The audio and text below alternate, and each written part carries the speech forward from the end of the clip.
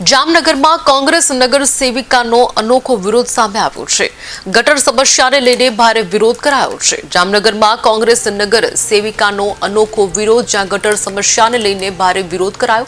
કપડા પર કાદવ અને નકલી નોટો લગાવીને વિરોધ કરવામાં આવ્યો છે। નગર સેવિકા ટાઉન હોલ પહોંચ્યા। મનપામાં સામાન્ય સભા પહેલા વિરોધ પ્રદર્શન કર્યું હતું। ગુલાબનગર વિસ્તારની ભૂગર્ભ ગટર સમસ્યાને લઈને વિરોધ કરવામાં આવ્યો છે। સમસ્યાથી સ્થાનિકોને ભારે હાલાકી જોવા મળી છે। અનેકવાર રજૂઆતો કરવા છતાં નિરાકરણ ન આવતા રોષ જોવા મળ્યો છે।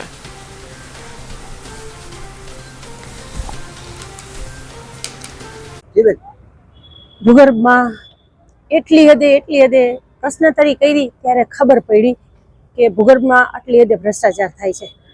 દર વખતે બોર્ડમાં છેલ્લો નંબર રાખે છે અને મેં પહેલાં કીધું હતું કે આ બોર્ડ એક નાટક કંપની છે। અહીંયા ખાલી જોઈ લેશું ને જોઈ લેશું જોશીને થઈ જશે। છેલ્લા 3 વર્ષથી હું રજૂઆત ઘણી બધી જાતની અલગ અલગ પ્રશ્નને લઈને કરું છું। આની પહેલાં વિજય સર હતા કમિશનર સાહેબ, અત્યારે મોદી સર છે કમિશનર સાહેબ, પણ એકેય કમિશનરે અત્યાર સુધીમાં એકેય એરિયાની વિઝિટ કરી નથી। એટલી રજૂઆત કર્યા પછી અને દર વખતે આ ટાઈપના વિરોધ કરી અને અમે શું કામ લોકો સુધી આ મેસેજ પહોંચાડી છે એનું કે આ પબ્લિકની મહેનતના પૈસા છે, જે વેરો ભરે છે, ટેક્સ ભરે છે, એમાં સરકારે અને અધિકારીઓએ એ લોકોને સુવિધા દેવી જોઈએ। હવે આ પબ્લિકના પૈસા આ કાદા કીચડમાં જાય છે। અમે લોકોને આ ટાઈપનો પહેરવેશ કરી અને મેસેજ આપીએ છીએ કે ભૂગર્ભના નામે ખુલ્લેઆમ લૂંટ થાય છે। કોઈ ભૂગર્ભ ગટર સાફ કરવા આવતું નથી। ઓનલાઈન કમ્પ્લેન એ લોકો એમ કહે છે કે 6 મહિનાની 50,000 અમે ઓનલાઈન કમ્પ્લેન કરી।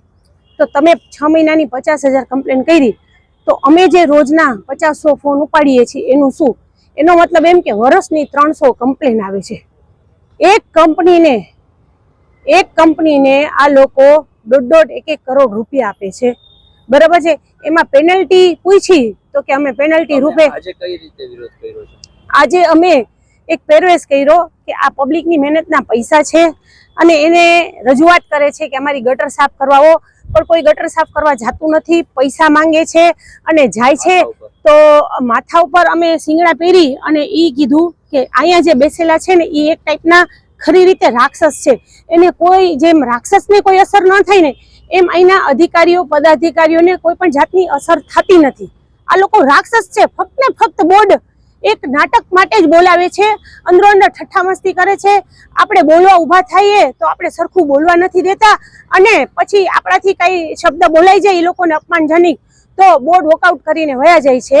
એટલા માટે અમારે આ ટાઈપનો કાર્યક્રમ બહાર દેવો પડે છે કે 1.5 કરોડ રૂપિયા આ લોકો લે છે, પેનલ્ટી લેતા નથી અને પબ્લિક પાસે ભૂગર્ભ ગટર સાફ કરવાના પૈસા લે છે।